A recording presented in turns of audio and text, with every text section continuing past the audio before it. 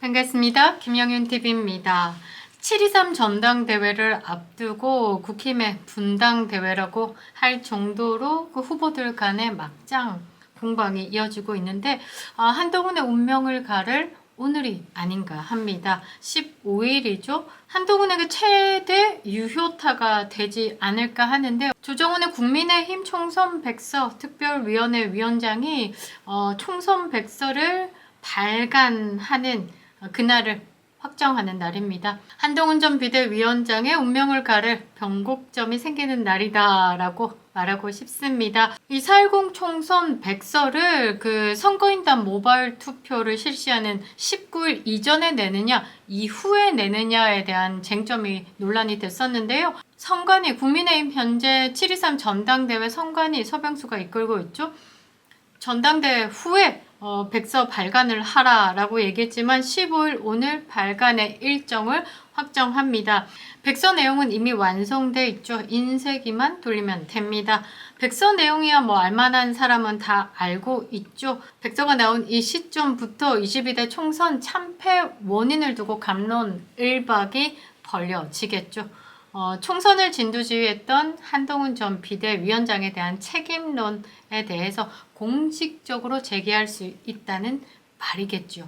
그래서 변곡점이다 라는 말을 제가 썼습니다. 총선 백서로 한동훈을 흔드는 세 가지 방법에 대해서 정리를 해봤는데 사실 이 백서에는 김건희 여사의 문자 일십도 포함되어 있다고 합니다. 한동훈이 이 김건희 여사의 문자를 읽고도 무시했고 그로 인해서 민심이 돌아서서 총선이 참패했다는 주장이 제기될 수가 있는 것이죠. 그리고 15일에 두 번의 문자를 일십한 후에 여기에 불을 지피듯 내부에서 마리 앙뚜아네트 발언을 한 김경률까지도 문제가 될 수 있다. 왜냐하면 지금 현재 김경률이 비공식적이지만 한 측관 한동훈의 캠프에서 자문 역할을 하고 있다라고 모두가 알기 때문이겠죠. 이 백서가 나오면요 한동훈에 대한 책임론 급물살을 탈 수밖에 없는 겁니다. 공식적으로 제기를 할 수 있는 거고 지금 현재 원희룡 후보가 한동훈에게 공격하는 그 포인트에 뒷심을 채워줄 수 있기 때문이죠. 이 책임론으로 윤리위에도 해보도 할 수 있다라는 것, 그것 때문에 일주일도 안 남은 전대에는 크게 영향을 미치지는 않겠지만 그 이후라도 징계가 가능하다라는 것. 그래서 한동훈이 당대표가 돼도 문제, 안 돼도 문제라는 말이 또 맞아 떨어지는 경우죠. 첫 번째로는 국민의힘의 당론이 한동훈의 총선 책임을 지우는 쪽으로 쏠리면 당대표 선거에 큰 영향을 미쳐서 낙마할 수도 있죠. 그 다음에 두 번째, 한동훈 후보가 당대표 선거에서 승리를 하더라도 그 징계 수위, 윤리위의 징계 수위에 따라서 당대표직을 내려놓을 수 있다라는 겁니다. 기존에 우리가 알고 있듯이 이준석이 뭐 추가 징계, 양두구역에 대한 추가 징계를 받으면서 당원권 정지로 당무, 그다음에 당대표직을 수행할 수 없었기 때문에 비대위 전환이 됐었죠. 그것만 봐도 지금 한동훈 당대표가 선거에 승리하더라도 당의 징계 수에 따라서 이 당대표직의 힘을 잃을 수 있다. 세 번째로는 한동훈이 당대표가 되고 그 다음에 뭐 추가 징계라든지 이런 총선 백서에 대한 책임을 얹으면서 당대표를 흔들 수 있다는 플랜이 또 작동될 수도 있는 경우죠. 그러니까 이 총선 백서로 한동훈을 힘을 빼는 이 세 가지 전대 전이라면 총선 백서의 책임론을 끌고 가는 거고 전대 후에 한동훈이 당대표가 됐을 시에 이 총선 백서에 나온 책임론으로 윤리위 징계를 해서 당원권을 정지시켜서 뭐 힘들게 한다든지 이제 윤리위 징계는 하지 않겠지만 이 1심 논란과 이 사천에 대한 논란 등으로 당을 계속 흔드는 것. 이 세 가지 중에 국민의힘이 얻어가는 건 하나도 없다라는 건 이제 뭐 내부 총질이 시작 전이냐 시작 후냐 이 차일 것 같은데 한동훈이 당대표가 된다면 당은 더 어려움에 빠질 것이다 정도는 모두가 예측할 수 있지 않을까. 여기서 나온 말이 하나 있습니다. 김옥균 프로젝트라고 뭐 이런 작전 계획이 있다라면서 찐윤이라고 하는 이철규 의원을 두고 한동훈을 흔들 계획이다라면서 이제 이철규와 또 싸움이 있었는데요. 김옥균 진짜 그 뭐라고 해야 되나, 이제 국민의힘이라든지 국회에 있는 그 보좌진들부터 시작해서 굉장히 똑똑하다. 정말 그 개혁을 3일로 끝낸 진짜 3일 천하였죠. 이 김옥균이 저는 이 해석을 어떻게 했냐면, 방향은 옳았어요. 방향은 옳았는데 이 김옥균이 일본군의 도움으로 이 개혁을 추진했었고, 중전 민비의 요청에 의해서 청군이 들어오면서 일본군이 이제 도움을 끊고 주랭랑하면서 이제 김옥균이 혁명이 끝나버린 건데, 정말 그 사회 지도자 중에서 가장 처참한 말로를 기록하지 않았나 싶어요. 근데 이거는 혁명이라고 보기에는 희극이라고 봐야 되는데, 이 점을 포인트로 지금 김옥균이라는 프로젝트를 한동훈에 빗대지 않았을까 저는 보고 있습니다. 쉽게 얘기하면 다른 나라도 아니고 호시탐탐 대한민국을 노리고 있는 일본의 힘을 빌어서 혁명을 주도했던 그 김옥균에 대해서 이거는 혁명이라기보단 희극이라고 밖에 표현을 할 수 없는 것. 그래서 지금 한동훈을 보면 그 좌파, 우리가 깨부셔야 되고 우리가 공격을 해야 되는 그 대상인 좌파들의 힘을 빌어서 지금 국민의 힘을 개혁하겠다라고 하니 이제 김옥균과 한동훈이 거의 같은 성상에서 평행 이론? 뭐 이런 느낌이지 않을까 싶은데, 아무튼 이 작전 계획, 한동훈이 당대표가 돼도 3일 천하처럼 곧바로 낙마시키겠다라는 계획이라고 합니다. 이렇게 왜 김옥균 프로젝트까지 회자되는 건 반드시 한동훈이 안 돼야 한다, 뭐 힘을 빼야 한다, 이런 이유가 있는 것이라는 방증이겠죠. 이철규 의원이 본인이 김옥균 만들기 프로젝트라고 유포한 사람들을 고소하면서 누군지 알지만 말을 아끼겠다라고 이야기를 했습니다. 지금 한참 이철규 의원과 으르렁거리는 사람이 배현진 의원이기도 하죠. 지금 한동훈 대표를 두고 조기 낙마 추진서를 내세우면서 김옥균 프로젝트를 만들었다, 이런 소설을 써놨다, 나는 누군지 안다, 그러나 이름을 거론하지는 않겠다 라면서 갈등을 벌써부터 보이고 있죠. 친윤계와 친한계의 갈등이 벌써 이렇게 고발로 이어지는 양상을 보이고 있습니다. 결코 좋아 보이지는 않고, 한동훈이 당대표가 된다고 해도 당내 이런 계파 갈등은 계속된다라는 것이겠죠. 지금 현재만 봐도 국민의힘 지도부는요, 한동훈 후보 비대위원장 시절에 사천에 관련된 의혹을 제기한 보수 유튜버, 그러니까 신의 한수 신혜식 씨를 고발을 했고요. 친윤계 장해찬 전 최고위는 한동훈이 사설 댓글팀을 운영했다, 나도 그 사람 중에 한 사람이다, 사실이 아니면 나를 고소해라, 고발해라 하면서 후보를 자극하고 있죠. 이런 작전을 짜고 있는 쪽이 누굴까에 대한 고민을 한번 해볼 필요가 있는데요. 이런 뭐 김옥균 프로젝트라고 이런 작전을 짜고 있는 쪽은 어느 쪽일까? 그냥 심플하게 생각해보면 한동훈이 당대표가 된다라고 하면 한동훈이 사천 논란이 있죠. 한동훈과 그 지금 러닝메이트로 뛰고 있는 그런 사람들과 함께 이제 당내에서 권력을 키워가겠죠.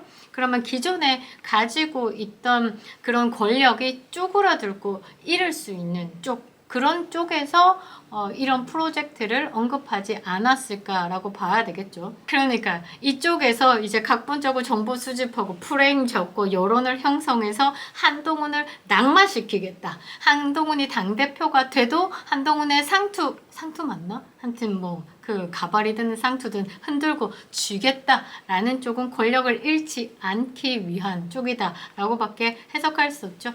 그러면 한번 고민을 해봐야 되는 게, 현재 지금 레이스를 함께 뛰고 있는 나경원, 원희룡, 윤상현 이 세 후보가 아닐까에 대한 고민을 해보면 결론은 아니다라는 거죠. 제가 볼 땐 지금 지지율 열세를 극복하기 위해서 그 후보 캠프에서 이런 빅피처를 꾸릴 여력이 없을 것이다 라고 보고, 그러면 지금 나경원, 원희룡, 윤상현 쪽이 아니다 라고 보면 지금 현재 권력 용산 쪽일까 라는 것도 좀 고민해 볼 필요가 있는데, 지금 현재까지 대통령실이 직접적으로 전당대회에 개입을 하지 않겠다, 웨이트 C 지켜보겠다라고 이야기를 했죠. 그리고 직접적으로 한동훈을 저격하거나 전당대회에 개입한 근거 전혀 없습니다. 그리고 어설픈 공작으로 한동훈 쪽에서 만일 8명이 반란표, 지금도 송파 남매가 있을 거고, 박정훈, 뭐 배현진, 그리고 김예지 있죠. 하나가 딸 한지아 있죠.